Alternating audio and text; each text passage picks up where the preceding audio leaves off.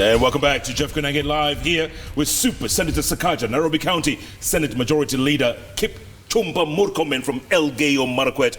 We're talking issues, and the issues are there. Gentlemen, before the break, I was asking about the president and everyone saying, by the way, Jeff Koinange Live is powered by Telkom. We've got to give this Telkom moving with you. We've got to pay bills. Yeah. Yeah, just like your government. Exactly. Taxes. So, we're saying people are saying the president has been missing. He hasn't said anything since he came back from China. So what would you advise the president, for instance, what would you advise him right now going forward? Jeff, a lot of what the president goes through, for instance, he has a wider set of information than I do, or that the leader majority has. And I understand the urgency and, Kenyans want the anxiety to hear him out.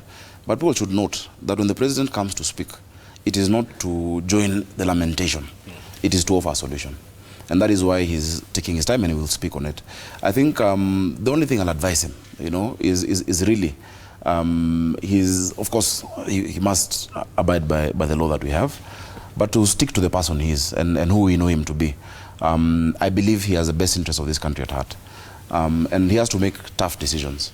But also that, yes, the ordinary mwananchi is feeling this, and it's not, I've heard people saying, no, it's politicians talking about it, it is different industry players.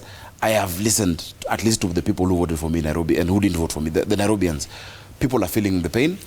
Let him step up his fight against corruption. A lot of this money that we're looking for can be saved if we just have these austerity measures, if we reduce wastage in government, and if we nail the culprits behind corruption.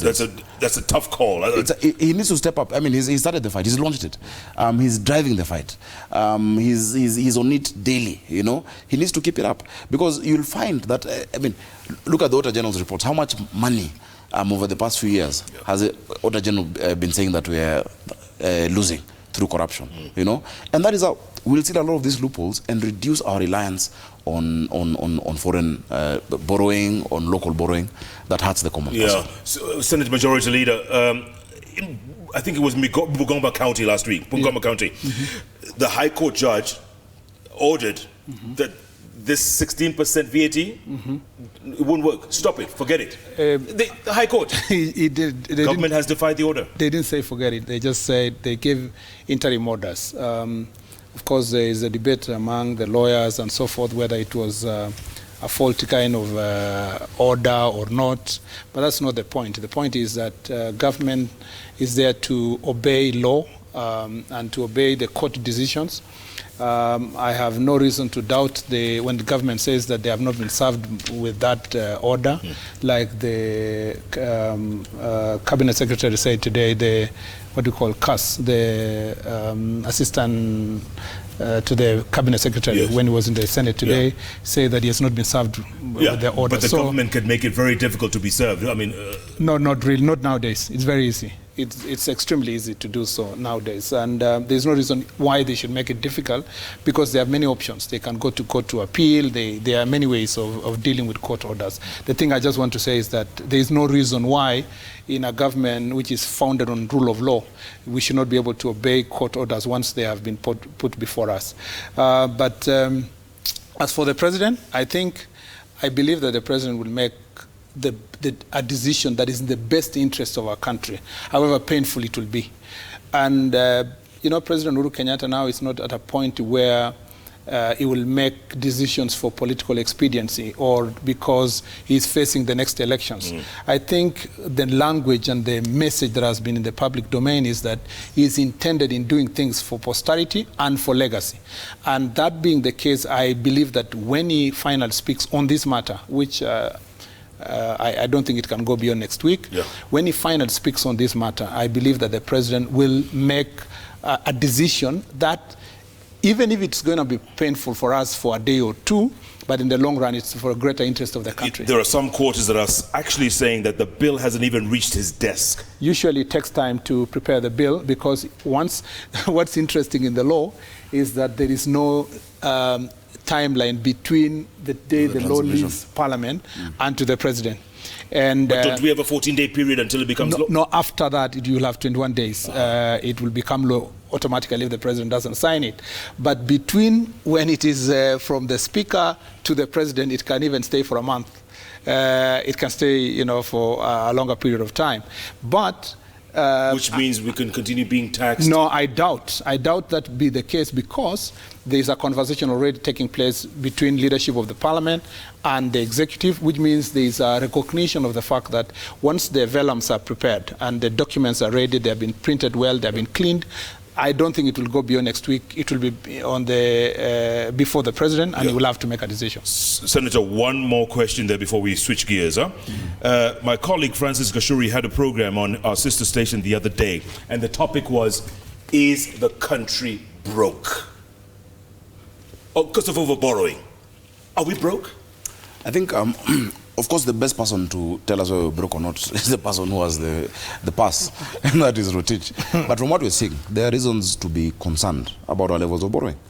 And that we have said, and even in the last parliament when I was in the finance committee, members across board, even within Jubilee, said, look, we always talk about GDP to debt ratio, but I think for me what is more critical is GDP to revenue ratio and your debt to revenue ratio, and that is where you need to balance it. And even as we make these decisions, as I've said, not all of these things must be done in a day or in a year or even one term. Let us always remember that as much as we've inherited Kenya from our fathers, we actually have borrowed it from our children. It is more that we borrowed it from our children. And our constitution is clear that the burden on debt must be shared equally across generations. So I will not say we are broke or not. I think there is need for borrowing. Every country borrows. Even the US, even China itself. Every country gets a level of borrowing. Even you borrow to get to where you are. But there must be some, and at this point, the public debt management discussion needs to be in the public domain. We need to say, okay, some of these debts we have, which are putting undue pressure on us now, that 100 billion is due on Eurobond now, X is due soon.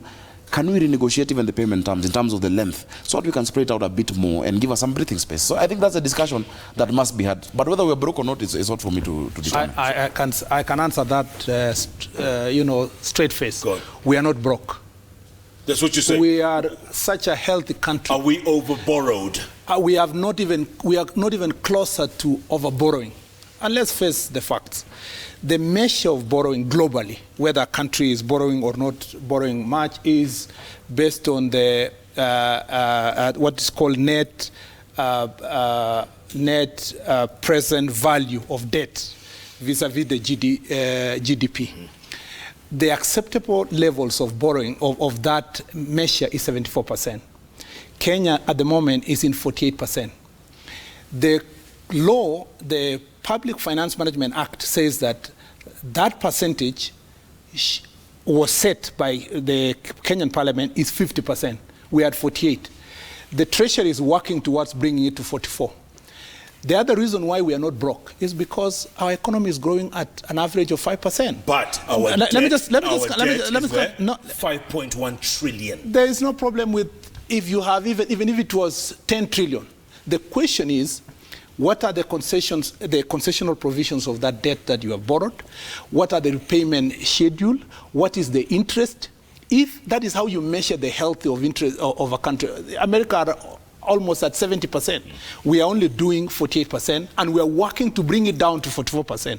So as a country, let's not fall into the trap of propaganda that this country is broke. We are one of the most healthiest country financially, and let me tell you why. I was in Washington D.C. with the president, and which you don't say. And I just want to say this because this is a direct example. Even when we are talking about when people are saying, Americans are cautioning IMF not to save countries in Africa who are doing that. Including us. When we were in the US, the Americans were proposing that they give us a loan. They want to give us a loan to prepare the road from Mombasa to Nairobi. Yeah, the expressway. I mean, honestly, who would propose to anybody to give them a loan if they are broke? Not even that alone. Don't forget they're competing with China. Our rate, that's the point. But even if you are competing with who, you cannot lend to a person who is unable to repay. By the way, the point which I agree with Senator Sakaja is that the Treasury, like they have been working, and they are working towards bringing it down to 44%, that ratio, is that we must ensure that when we borrow, like one of the good examples we're being given is the SGR. We borrowed a lot of money in the SGR, but it was in 3 years, SGR was supposed to break even. That means that the revenue they are going to generate, they are able to repay their loan and move forward. Yeah, which hasn't happened. It's supposed to happen in 3 years, but we are told that the estimation now is not going to happen next year. And remember, Jeff... We'll break even next year? Next year. From SGR? Yes, that is the message. We have official information. Okay, let's go back to that road you mentioned. That road you mentioned. Yes. No, let me just conclude. You cannot change the economy.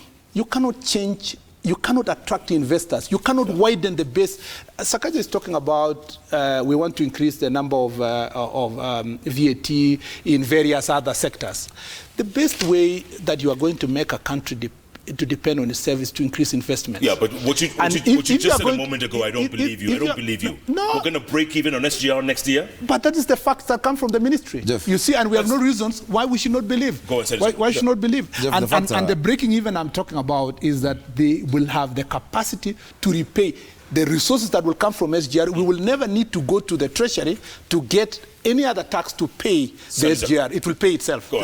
Jeff, you know, even if you have a look at the net present value, when you're looking at 74% in terms of the ratios, it is not that we should race towards that. You know, let's leave some for the coming generations. I think it is necessary for us to have some of this external budget support on the projects we're doing.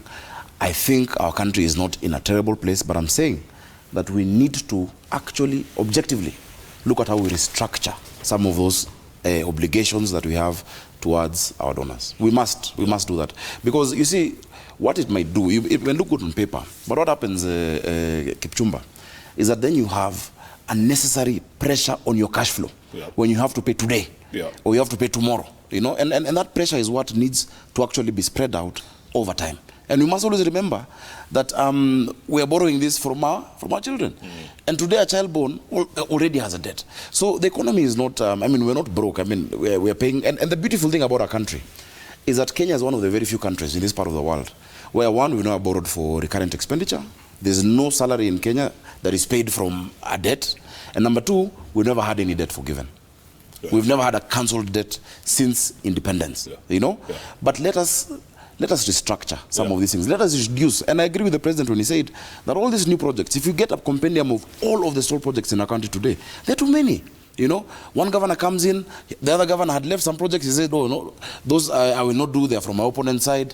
You know, government starts this building, it leaves it. If you go, for instance, in my county, Nairobi, there's a lot of pressure on health facilities. There's a hospital, more than 320-bed capacity in Mathare North that has been lying like that for close to 10 years. Westlands Market has taken more than stalled projects and no work has been going on. So let us hold our horses, cut our cloak according to our cloth. Look at what must be done today and then what must be done tomorrow. And that is just prudence in financial management. And if Treasury is trying to lower that, it's beautiful. It's a beautiful thing. Let us lower it as much as we can. But still, let us be able to invest in the kind of things that will bring returns for generations and generations to come. Let me ask you this real quick. There's this debate about over-borrowing versus over-stealing. That is a very important debate. In fact, the real debate is whether when we borrow money for SGR, for example, the 300 billion, whether the whole 300 billion should have been used prudently. Are we overpaying for land? Is it possible that people are getting kickbacks from what they're doing? Are the contracts within the SGR itself exaggerated?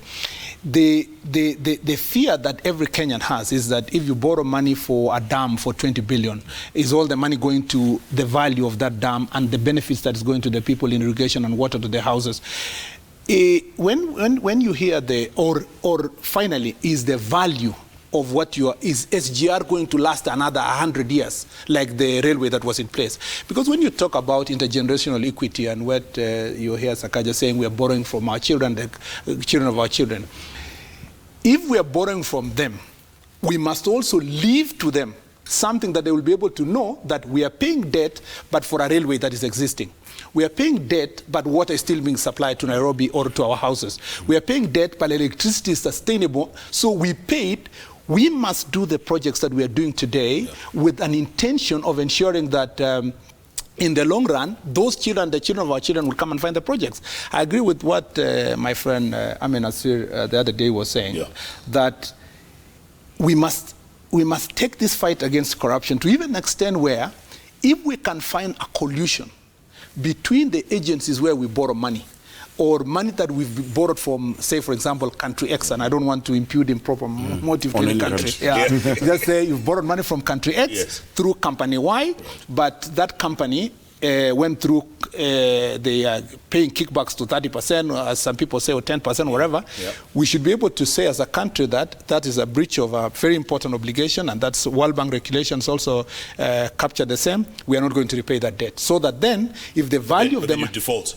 I mean, I'm just saying, we must be ready to tell our supporters and donors that should you involve yourself in improper practices, in corruption, we are not going to repay money that has not gone to the project, but it has gone to people's pockets. So I want us to separate the conversation of, it's important to have first a conversation about being able to support ourselves. And the good thing about our country, by the way, unlike our neighbors, we do not get budget support for very key programs that we run for this country. We finance ourselves. We are a going concern.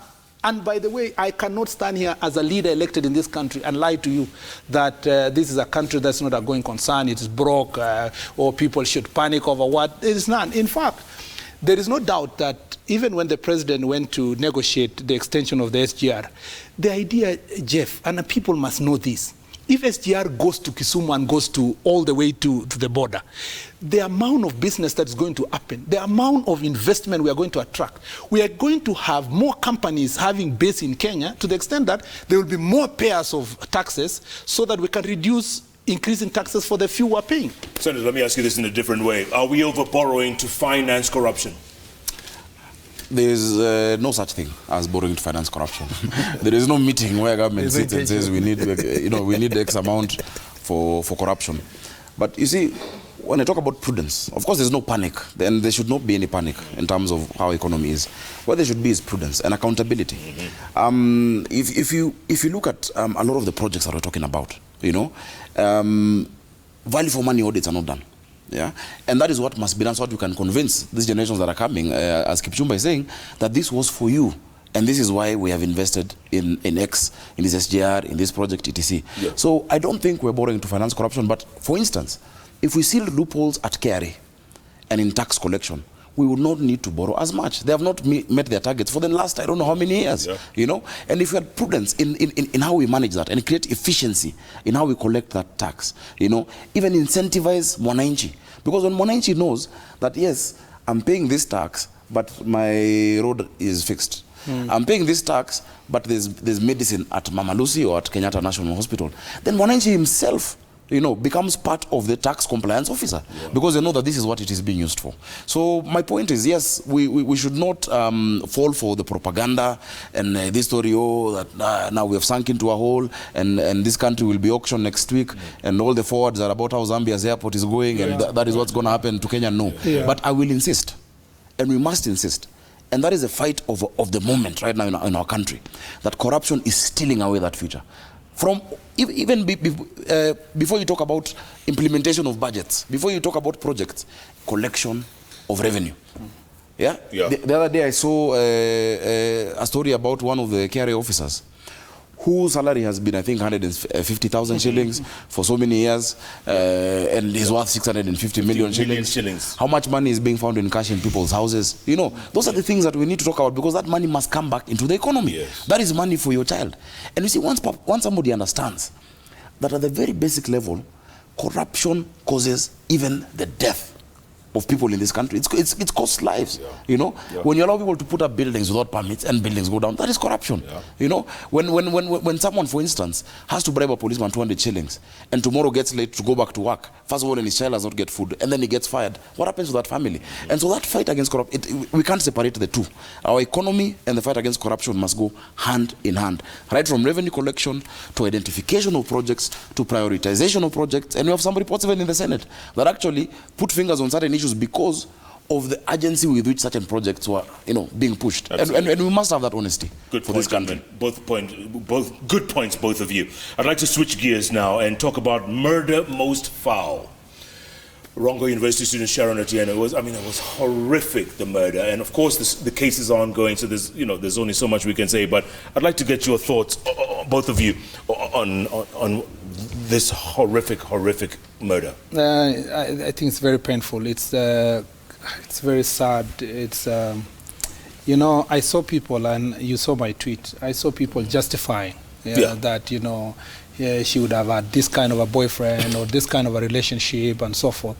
There is no justification. There is absolutely no justification for any person to take life of anybody for reasons that are related to conflicts on issues or for purpose of morality or because of whatever reasons. And I think that I really hope that we can find the killers and justice will be served to that family. Unfortunately, we will not return the good lady back to life. But, Jeff, the conversation must go beyond that. I don't think it's Sharon alone. I think the country and the police department and the security department and the inspector general of police and the minister must think through the issue of hitmen. I think life has become so cheap, maybe because of cost of living for other people. It's become so easy to go and hire. I'm told the suspects have been arrested in Nairobi, so it's easy to just walk to a slum, hire some people and say, eliminate so-and-so, do this for me. We face the same challenges. Even where I come from, in Elgeyo Marakwet County, you have, people just killing each other for reasons that are so minute, and the value of life is not being taken seriously. So the reports we get all the time from the TV is that there is a growing feeling in me that hitmen are all over the country, and buying people to eliminate people has become a very cheap venture. Absolutely. And I hope that the Inspector General of Police and the Police Department and the prosecution and the judiciary will take the process to ensure that justice is served and becomes an example to those who want to do the same. Senator Sakaja, is this the first test for the DCI in resolving murders? Because let's face it, a lot of high-profile murders have gone unresolved. Chris Msando, Jacob Juma. We can go on and on. George Mushai. We can go on and on. There was Irene Kano, another lady like that. There's so many. Jeff. First of all, allow me to also offer my condolences to Sharon's family and her friends at the university, and all of those who knew her. All of us didn't. The rest of us didn't know her. Yeah. But I must say that no mother should go through the pain of losing a child like that. Neither should any father or sibling. I think that was most painful, most horrific, and it shows, just the emptiness in humanity, where another human being can stab a pregnant woman that many times, and a hitman can be hired, and even for the journalist who survived, Pole sana to him. I'm sure he's really traumatized because he sees that is the way it should have gone. And what I'll say is that we hope justice is found. It may not be the single test for the DCI. The DCI has a lot of tests based on the work he's been doing. But I really pray that on this one, I know there's a lot of high-profile names that have been mentioned. People have gone on to lay blame to individuals. Let the truth be done as objectively, without fear, without favor, so that we can unearth what happened to Sharon. It is terrible if you saw the pictures, and I don't know, you've gotten this culture of just spreading pictures around, and sometimes it's insensitive, even to the families involved. But either way, may God rest her soul in peace. Jeff, we yearn for a country where everybody will know that in this country, no matter how rich you are, no matter how poor you are, you can find justice. That there is a rule of law, that everybody is under that law, because that's what our Constitution says. And that whether you are an unknown young girl in Migori County, or whether you're a prominent person in Garissa County, that even the value of your life is the same. And Jeff, that's the point we've been making all along, even as we've been dealing with all this crisis that's been happening on other issues, that the value of a Kenyan life, must be treated the same. And that the aspiration of also Kenyan life, wherever it is, must be similar. Yeah. But Senator, at the same time, there seems to be two sets of laws. When a big name is mentioned, people just cower down. People just, they move to the corner and they want to forget about it real quick. Isn't that unfair? It would be unfair if that big name is guilty.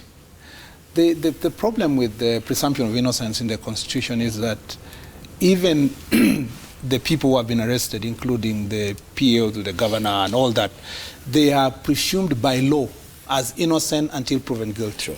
But, in the court of public opinion and in the Twitter and social media, you get tried, judged, and convicted within a very short period of time, even in the absence of facts.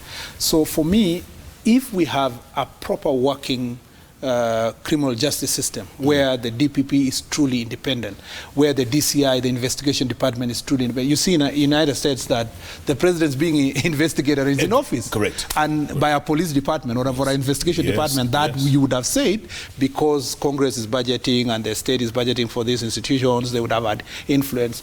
But the president is being investigated. I think that's where we should go as a country. The current DCI, the current DPP have projected an image that they're willing to go for anybody, anytime, when their facts are leading to that person. Sacred cows. No sacred cows. But number two is that, the practice in the past was that if you are more influential, you bought your way, you destroyed the evidence, you made it impossible for justice to be served. But I hope that we are making steps towards a justice system that recognizes the sanctity of life and does not even care about the position that one holds. But at the same time, people must be ready, because, once you convict, when someone also is very prominent and they are convicted in public, people must be ready also to accept facts. If the evidence does not lead to that person, people must be willing to say, no, that person is innocent. Because, again, the perils of public life is that because of the history that people have had about big people covering up evidence, now even where you have been mentioned and you have been cleared, it's very difficult to convince Kenyans that you are innocent. And I think that is why the Constitution has this presumption of innocence. But your life never remains the same anyway. I guess it's this mob justice mentality that we have, Senator. We're quick to convict. We're quick to be judge, jury, and executioner out there in the court of Twitter land or Facebook land. There's that, Jeff, in many situations. But there are also situations where if he talks like a duck, quacks like a duck, it's a duck, and it is fortunate, and I think the beauty of our country is that Twitter will never give you a jail sentence. You'll not be convicted because of Twitter or Facebook. But sometimes, Jeff, the semblance of injustice is when, as lawyers would say, the evidence is on the face of the matter or the case, and then you see something completely different. People then start losing faith in the justice system. So a lot of balls have been handed to the courts. In many issues, on the corruption cases, in such a case. And I think the one institution that now we really need to pray for, and I know this country is very prayerful, and think about, is the judiciary. Because a lot of balls are in their court, and a lot of pun intended. Indeed. And they need to play their part. Absolutely. Gentlemen, I want to take a quick break, come back. Beatrice Elachi, Nairobi County Speaker. Yes. What's going on? Apparently she was trying to stop people from stealing. That's what she says. And the MCA said, hey, out. And then there was a pepper spray scene. Yeah. Can we talk about that now? No, let's take a break. Okay. Monica says... This is the second time you've pushed that. It is, isn't it? It's like I'm delaying this, right? Criminal. It's criminal. It's criminal. It's criminal. For you to delay this debate. Any further, we want to deal with it now. All right. We're going to take a quick break, come back, plenty more ahead. Keep tweeting at Koinange Jeff, at Citizen TV Kenya. Hashtag, as always, is JK Live. What a very, very robust conversation, debate we're having. Stay with us, JKL. We'll be back in a moment.